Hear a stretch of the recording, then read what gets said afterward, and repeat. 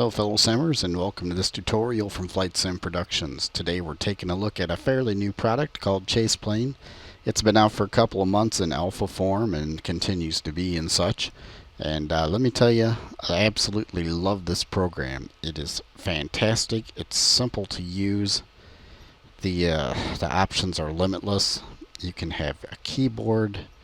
You can have your joystick, your throttle, anything that has knobs and buttons, Xbox controller. You can have them all. You can have them all set to different things. You can have them set to the same thing for the most part. I mean, it's incredible. I cannot say enough. The folks over at FSX Packages have done a terrific job with this, and it's only starting. They've got like a ton of ideas that are going to go along with this, and I'm looking forward to it. This tutorial is kind of set towards the other camera user, the Ezdok folks, and let me tell you, I have been a fan of Ezdok for many years. This product came along and I was just totally blown away. I had to have it, even though it is in alpha form. It's fairly stable. I mean, there are a few little quirky things here and there, but one of the developers, if not the developer, is constantly on top of things. If you have any issues, the guy responds. I mean, customer service, fantastic. Let me tell you, sometimes when you update your ChasePlane, you're going to get a little aircraft misconfigured error pop up. Just click the check mark. It's all done behind the scenes. Nothing more. No need to worry about it anymore. It's a done deal. The aircraft I'm flying now is the Aerosoft A321. Going to be in my next video coming out here fairly soon, and that's going to be a nice little flight from, where am I going? I'm going to Vienna. I'm taking off from London, England, so the frame rates and the VAS is a little bit rough on this video as far as the quality of the airplane, but it's not horrible to get me by. Alright, let's get ChasePlane going. To do that, we're just going to use our middle mouse. Click anywhere on the screen and it brings up ChasePlane, and you just select ChasePlane. You've got your onboard views there. And right now, as you can see, we don't have any views. You've got your outside views, and you've got your static cameras that you can use for your videos, or you can watch yourself from the outside. It's pretty awesome. It does show your VAS, and as this video goes along, that's going to drop up a whole lot. And to get going, we're going to click this plus sign down here. And that's going to start us off with this screen, and we can just type in like pilot view and then hit the enter button. That sets our camera, so that's where we're going to start out. Now we're going to do some adjustments by clicking on camera, and you can see we've got many things, pardon me, that we can do. We can pan out, move forward, backward, up, down, left, right. You can do a roll, pitch. You can do your zoom, tilt. It's kind of Ezdok, just looking a lot prettier and a lot more easier to set up. So anyway, we're going to do some minor adjustments here to get the first camera going.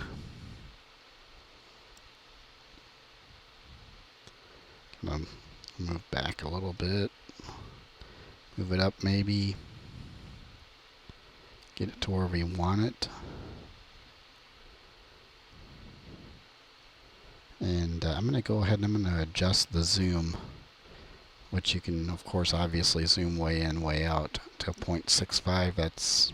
That's a comfortable zoom area for me. It doesn't distort things, because you can actually distort your views in this. You notice we have a green check mark.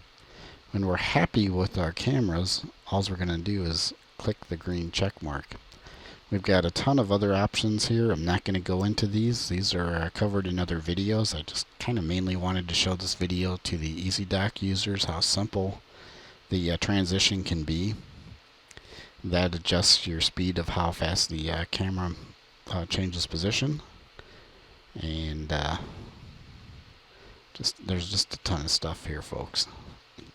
It's definitely a must-have. If we go up to the top here, we see a little airplane front. That's obviously your inside view. Next to that is our outside view of the aircraft, and that's our static world camera. There's also many cameras set up for different airports, and like I say, we just click the green check mark. That sets our camera. There's some other options down here that we can look at, and that's pretty much up to you if you want to select these things. There's a million different scenarios you can go through to make your flight better, faster, stronger. Well, it's not the $6 million man, but it's pretty close to it anyway. It feels like $1 million compared to the clunky other thing that I used. And the control assignments, this is where you're going to set up your keyboard, your buttons, your joystick, well, your joystick as well, I guess. That's considered buttons, as well as your Xbox 360 controller, if you so choose. You don't necessarily have to use the Xbox 360. You can use a similar type controller. That'll give you the great camera, smooth rolls around the plane and stuff. Fantastic. There's also some other options here for track IR for those of you folks that have track IR. I don't have it. I don't know. I have something like this. I really don't see a need for me to use it, but hey, it's kind of cool looking. I've got nothing against it.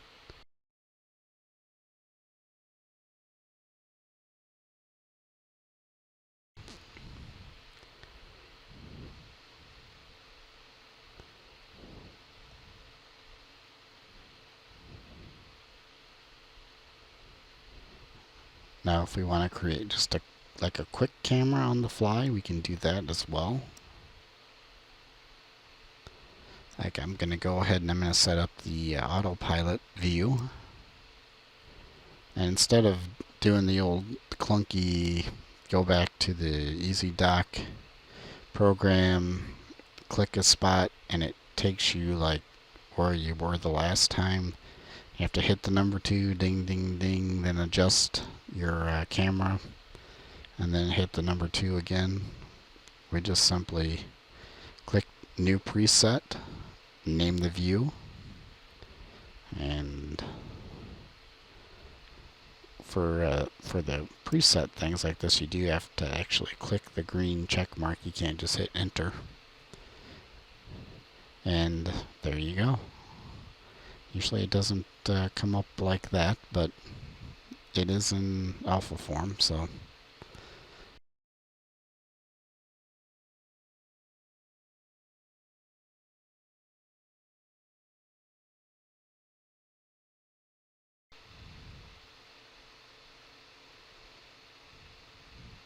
Right now I'm using the X key and the Shift X to go back and forth. That's what I used for Ezdok, so that was easiest for me to make the transition over.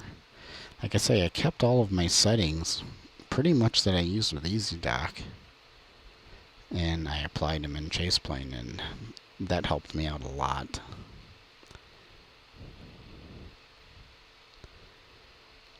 So we've got our pilot view set up, we've got our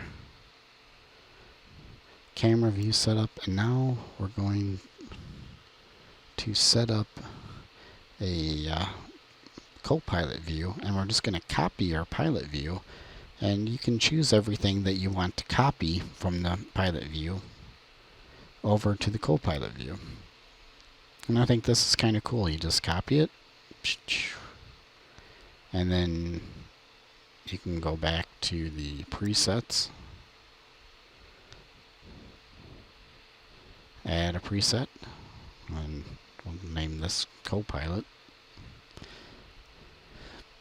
view, and click on that.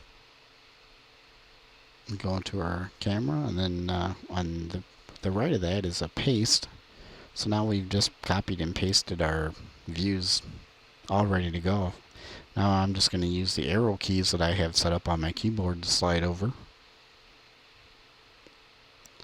And when you get to where you want to be, you just simply stop and open up ChasePlane again. And then click the green check mark. And you are good to go. I spoke about the similarities between the programs, maybe not necessarily how they're set up, but how they function. And one of the cool things with ChasePlane is you can do exactly what you did in Ezdok by setting up the mouse look as well as the zoom, and it's very simple to do and gives you the same effect. I just kind of think that's kind of a neat effect to have, because you can check out things. To get the mouse look, we're just going to click on the sticky mouse look, and that turns green. There you have it. We're looking like we did in Ezdok, and everything looks good to me. If you wanted to save the view, you would click the green check mark. And if we want to do our zoom like we did with Ezdok, we can do that easily too by just clicking on the scroll zoom. And I think we have to click out of here to get that to work though. And there we go. We got our zoom, we got our mouse look keys set up. And this will only work for this camera angle. If you want to add it to the other ones, obviously you have to go back in and adjust them, and you're good to go.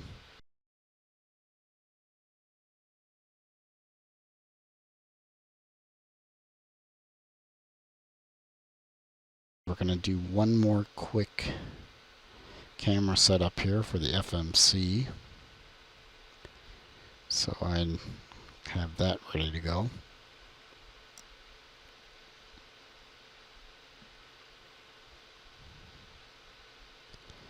And I'll get it to where I want it.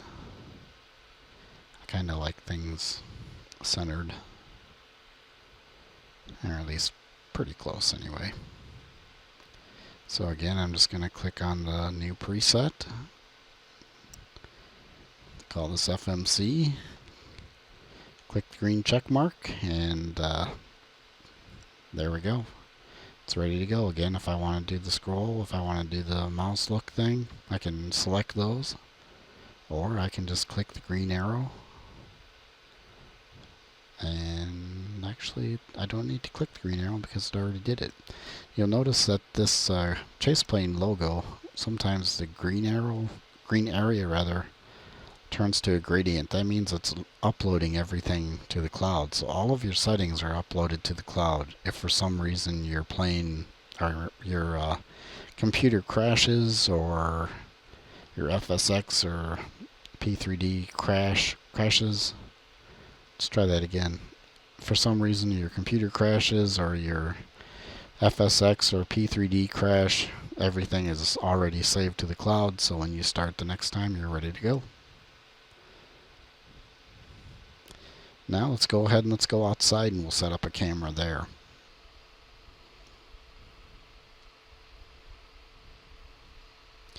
So we're going to go ahead and click on the plus, and we're going to click, and we're going to call this left wing view.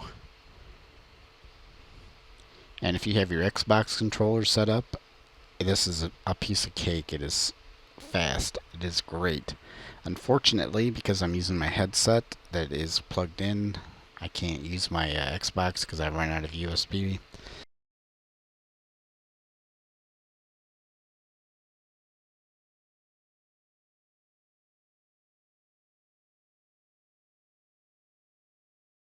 So we're going to go to our controls, and we're going to do exactly what we did in the cockpit by adjusting the camera angles and the zoom and such, so that we have something looking over the left wing.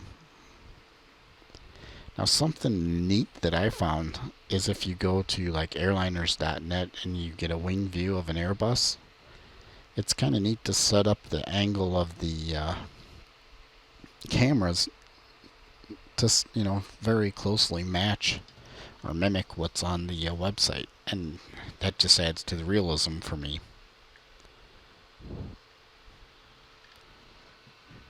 Again, I do the 0.65 for the zoom, and I don't have any tilt going on. This is actually a neat view too for the tail view, which I use in some of my videos. And let's go forward here. I'm going to go ahead and I'm going to use the pan in just a moment to spin the camera around so we can look at that big beautiful wing. And the object for me anyway is to get this as close to the shell of the plane of the 3D model as possible so you can get as much view of the wing as you can.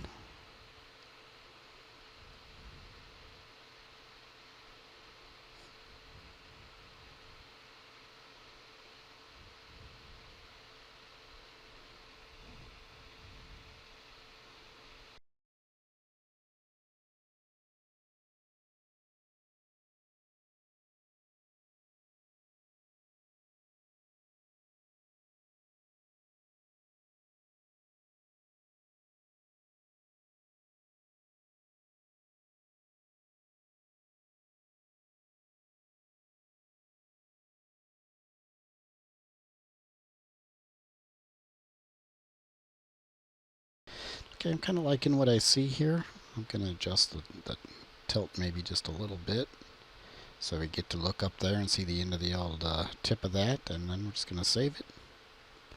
It's ready to go. And I'm going to copy this because now I'm going to go ahead and I'm going to do the right wing. So we'll just copy everything.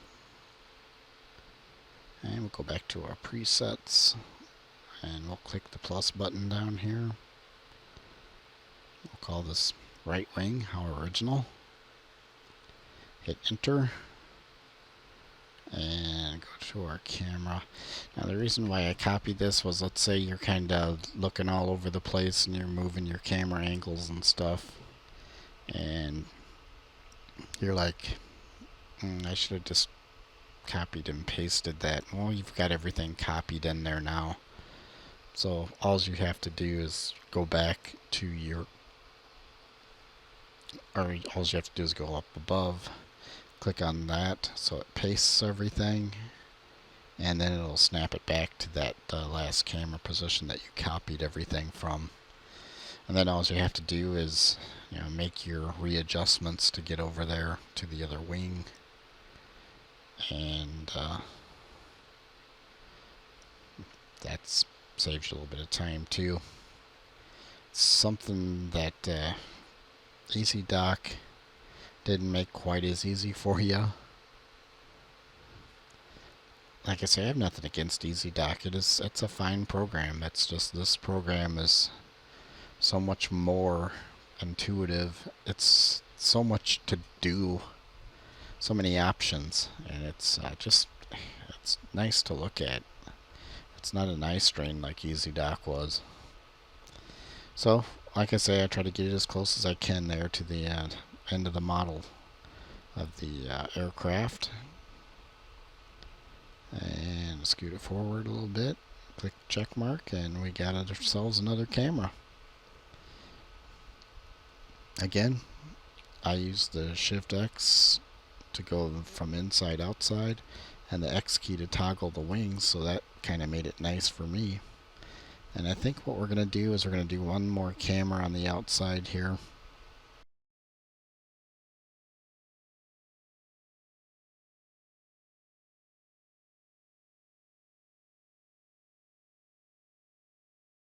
I like a nice view of the wheels. I think it's kind of cool when you see them babies come down, getting ready to grip the old asphalt or concrete, depending, and you're in for your landing. So let's get it lined up to where we want to be, and we'll make a few tweaks, get her lined up, and we'll mouse click rather, and new preset. Name this wheels. Click the green check mark, and we're ready to rock and roll on that one. Alright, so I've uploaded the A320, and now we're going to import some settings from the A321 by clicking the green little drop down arrow thingy there. And that brings up some presets. We can pick the top one or the bottom A321, doesn't matter. Then we're going to click all, and that gives us all of our presets from that plane. And because this is a similar type plane, they're all going to be fairly close. You may have to do a little bit of adjusting, but for the most part, not too bad. Now, if we want to import the outside, we do pretty much the same thing. We click on the outside view there, click the pointing down arrow, and then we can select our Airbus A321C2M and do the all, and that gives us our outside views. And like I say, sometimes you do have to make some minor adjustments, and that's simple enough to do. Like here we got we're a little bit close to the engine, so it's given us the effect of the engines actually, making it rock and roll when you're in the back, because it's so, it's powerful. We can do some adjusting to that to make that stop by going into the settings and actually either setting the camera so it's perfect behind the wheels to make it, not shake. You can try to move it up. And for some reason, this guy here is just wanting to shake all over the place. So let's go into some of the things we can do to help alleviate that problem by going into the turbulence. I'd still prefer to get it done this way, but the farther back you go, the more it shakes too. So let's go into the turbulence, and you can see where it's like green. Bring that down. Psh, done. Problem solved. Now notice every time you make a change with the camera, there's like a green little light next to the camera. That means you've done a change, and you can save that change by, of course, clicking the green check mark.